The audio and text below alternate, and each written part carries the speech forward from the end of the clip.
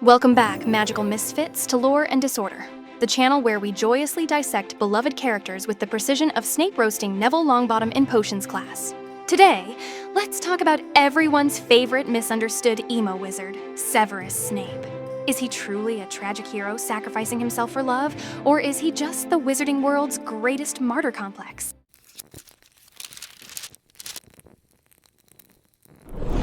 The wizarding world's most polarizing figure, part brooding anti-hero, part miserable git, and fully incapable of getting over his high school crush. On one hand, he's hailed as the bravest man Harry ever knew. On the other, he's a grown adult bullying 11-year-olds for kicks. But let's break it down. Snape risked his life to bring down Voldemort and protect Harry Potter, all because of his everlasting love for Lily Evans. Romantic, right? Well, sure. Until you realize that instead of moving forward, Snape decided to spend the next 17 years making everyone else's lives a total misery. Was Snape a tragic hero, misunderstood and self-sacrificing? Or was he just a professional victim, determined to punish the world for his own unresolved teenage angst? Strap in, because we're diving deep into the murky waters of Snape's tortured psyche. Get your tissues and your pitchforks ready. This one's gonna sting more than a sectum sempra.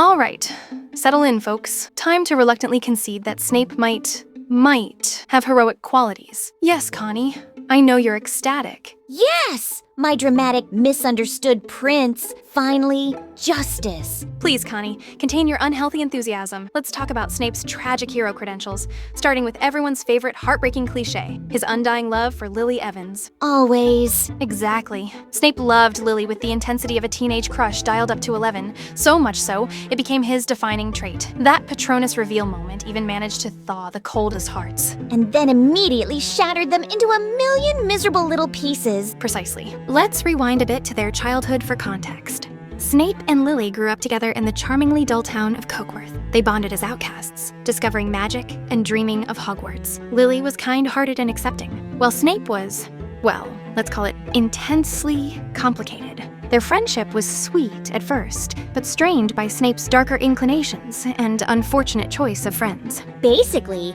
childhood friends turn tragic enemies to lovers to enemies again trope? Exactly.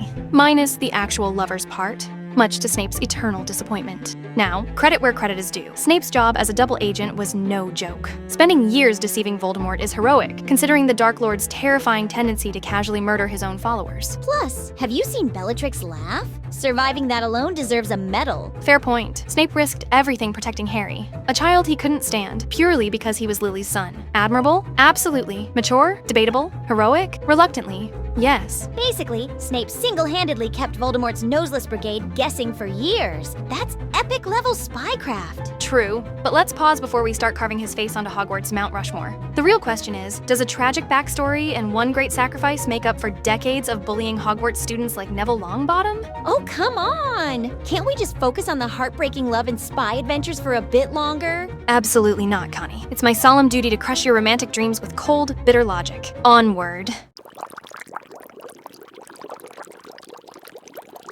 Now, moving on to Snape's greatest talent, aside from brewing terrifying potions, playing the victim. Let's be honest, Snape could have earned an Order of Merlin for his proficiency in self-pity. Harsh, but fair. And let's not gloss over the darkest detail. Snape himself was the one who overheard and relayed the prophecy to Voldemort. Without Snape's careless eagerness for approval from his Dark Lord, Voldemort wouldn't have targeted Lily in the first place. Essentially, Snape set in motion the very events that caused his own lifelong misery. Okay, that's painfully ironic, even for Snape. Exactly. Makes his eternal wallowing feel a bit less tragic and a lot more self-inflicted. Despite Snape's tragic history, his coping mechanisms left a lot to be desired. Instead of processing his grief and guilt healthily, he chose the path of eternal bitterness. His teaching style at Hogwarts? Less inspiring educator, more personal revenge against innocent children. To be fair, teenagers can be very annoying. Not a valid excuse, Connie. Snape seemed particularly determined to make Neville Longbottom's life miserable. Yes, Neville evil whose biggest crime was existing. Okay, even I'll admit that was petty. And let's not forget his personal, bitter grudge against Harry Potter, whose only crime was looking exactly like the guy who stole his girl. Well, James did bully Snape mercilessly at Hogwarts. That has to count for something. True, but blaming Harry for his father's actions decades ago wasn't exactly noble or mature, was it? Harry had nothing to do with the grudge. In fact, Harry was the biggest victim of Snape's own actions. So why target him and make his life worse? Plus, his cruelty extended well beyond Harry. Snape routinely targeted Gryffindor students, clearly projecting his unresolved hatred towards James and the Marauders onto innocent teenagers. But Gryffindors were also notoriously reckless and annoying. Still not a valid excuse, Connie. Let's remember when Snape deliberately disrupted Lupin's carefully planned lessons purely out of spite, practically outing him as a werewolf, endangering and humiliating a colleague in front of his students simply because of an old grudge from their school years. Hardly a heroic act. So, he's basically the half-blood prince of petty grudges, ruler of Bittertown. Exactly. Snape was undoubtedly a complicated man, but does emotional baggage justify emotional warfare against innocent kids? Spoiler alert, no. I'm starting to sense you're not Team Snape. Astute observation, Connie. Let's unpack more of Snape's professional victimhood next. All right, Connie, let's tackle the big, greasy-haired elephant in the room. Snape's so-called redemption arc. Sure, he ended up spying for Dumbledore and risking his life against Voldemort, but how did he get there? Everyone loves a redemption story. Maybe, but remember, Snape didn't just wake up one day and heroically decide to overthrow Voldemort. No, he switched sides purely because Lily was targeted by the Dark Lord, thanks to Snape himself. He overheard the prophecy and practically sprinted to Voldemort to share the gossip, desperate for praise from Wizard Hitler. Wizard Hitler feels harsh, but yeah, accurate. Right, it wasn't bravery or moral clarity that changed Snape's loyalties. It was panic. He begged Dumbledore for help only after realizing he'd put Lily, his one true obsession, in mortal danger. And even then, Dumbledore had to spell it out. Voldemort planned to kill Lily's entire family, not just her husband and child. Snape's bravery was guilt-driven damage control from day one. But at least he tried to fix it? Did he, though? Consider who really paid the price for Snape's betrayal. Harry Potter lost both parents because of Snape's recklessness. He was robbed of his entire childhood, forced to live with abusive relatives who despised his very existence. And Snape knew all of this. Okay, that's not great. Worse than not great, Connie. Snape saw firsthand what Harry's life was like and still chose cruelty over compassion every single day. Instead of helping Harry overcome the damage Snape himself caused, he tormented him relentlessly, gleefully sabotaging his education, humiliating him, and making every potions class feel like emotional warfare. Because Harry reminded him of James? Exactly. He blamed a child for the actions of his father decades earlier, actions Harry knew nothing about. Rather than make amends for his own role in ruining Harry's life, Snape chose petty revenge at every opportunity. Alright, when you put it that way, Snape's redemption does seem a bit questionable. Precisely. Sure, Snape kept Harry alive, but only physically. Emotionally, Snape made Harry's life infinitely harder, seemingly without regret. He did enough to soothe his own guilty conscience, but not nearly enough to truly make amends. And let's be crystal clear. Snape never protected Harry for Harry's sake. When Dumbledore questioned him, asking if Snape had grown to care about Harry's well-being, Snape was openly annoyed at the suggestion. "But this is touching, Severus," said Dumbledore seriously. "Have you grown to care for the boy after all?" "For him?" shouted Snape. "Expecto Patronum." It was never about Harry. It was always, exclusively, about Lily. I thought all these years that we were protecting him for her, for Lily. Everything was supposed to be to keep Lily Potter's son safe. Snape felt no obligation to atone for ruining Harry's childhood or causing the tragedy that defined Harry's life. He protected Harry solely as a tribute to Lily's memory, not because he actually felt remorse or compassion for the boy whose life he had destroyed. So Harry was basically just a living, breathing guilt trip for Snape? Precisely. Snape's protection wasn't redemption. It was selfish penance for a mistake he could never truly admit to himself. So, less redeemed hero, more guilty man doing the bare minimum. Bingo. Snape's spy work helped defeat Voldemort, yes, but true redemption would have meant confronting his own cruelty, not doubling down on it. Okay, fine. Maybe Snape wasn't the misunderstood hero I imagined. Welcome to reality, Connie. It's harsh, bitter, and very, very Snape-like. We've established Snape had plenty of issues, but was his bitterness rooted in genuine emotional trauma or just a lifetime of unresolved teenage angst? Emotional complexity sounds so much nicer than moody teenager who never grew up, but continue. Let's start at the beginning. Severus Snape had a childhood that wasn't exactly sunshine and rainbows. His home life was miserable, filled with neglect and loneliness, which undoubtedly shaped him. Then at Hogwarts, the Marauders, particularly James Potter, bullied him mercilessly. James literally flipped him upside down in front of half the school, so I'd hold a grudge too. True, and those experiences were genuinely traumatic. Add to this, Lily, his only true friend, and, let's face it, romantic obsession, eventually cutting ties with him because he chose dark magic and questionable friends. Losing Lily devastated Snape, leaving him isolated and bitter, pushing him further into Voldemort's waiting arms. Poor Sev really couldn't catch a break. Not really. But here's the thing, plenty of people experience trauma and don't spend the rest of their lives making teenagers cry in potions class. Snape's painful past is absolutely tragic, but does it excuse decades of cruelty? I sense the cold hammer of judgment approaching. Indeed. Let's also remember Snape's obsession with James Potter's wrongdoings. Snape could never let go of the humiliation James caused him, but conveniently overlooked the glaring fact that he himself was directly responsible for James's death. He actively delivered the prophecy to Voldemort, effectively signing James's death warrant. That's definitely worse than embarrassing someone in front of their classmates. Exactly.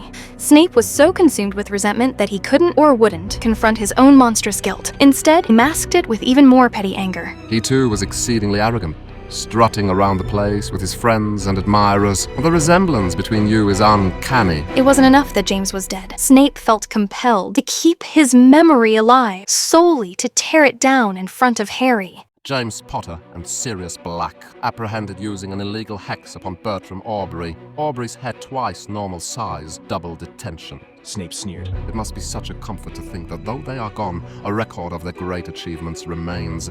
He didn't just rob James of life and the chance to know his son. He spent years actively trying to convince Harry that his father was a terrible human being. So, not exactly a shining example of emotional maturity? Far from it. Snape's complexity doesn't excuse his behavior. It makes his refusal to acknowledge his own role even more frustrating. Rather than face his own guilt and grow from it, he remains stuck in a perpetual cycle of anger and bitterness, channeling it into cruelty towards innocent kids. Alright, I'll concede. He could have used some wizard therapy. Precisely. The line between complexity and teenage angst is fine, and Snape danced stubbornly on the wrong side for decades.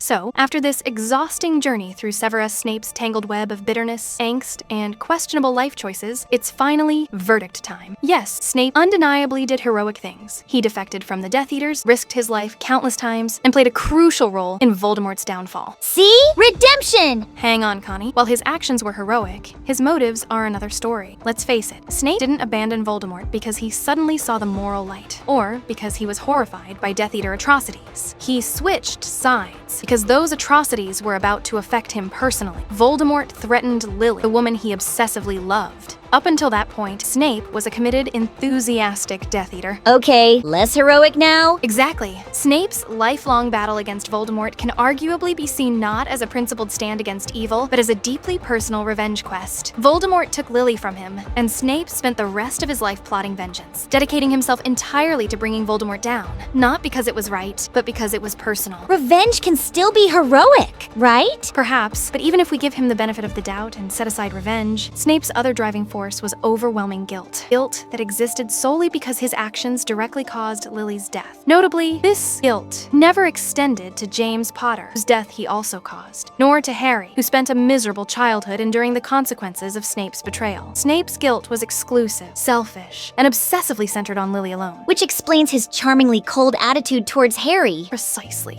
If Snape had truly regretted his actions, you'd think he'd have treated Harry with genuine compassion or respect in Lily's memory. Instead, Snape targeted Harry with ruthless cruelty, constantly disparaging his dead father, actively trying to tarnish Harry's view of James. He did only the bare minimum to keep Harry alive, begrudgingly at that, and even then, referred to him dismissively as Lily's son, reinforcing that his protection had nothing to do with Harry himself. So, what are we left with here? Hero, victim, or villain? Snape did heroic acts, yes, but ultimately, his motivations were purely selfish. He never once stepped outside the sphere of his own pain. Instead of genuine redemption or personal growth, Snape wallowed in misery, poisoning himself with self-inflicted victimhood. He treated his lifelong revenge plot like some twisted martyrdom, harming innocent people rather than truly confronting his past or becoming a better person. So tragically selfish then? Tragically selfish indeed. Snape's life was less heroic redemption and more bitter obsession, a cautionary tale of what happens when someone lets trauma define them entirely, never once attempting to heal or move forward. I guess the lesson here is wizard therapy saves lives. Couldn't have said it better myself, Connie.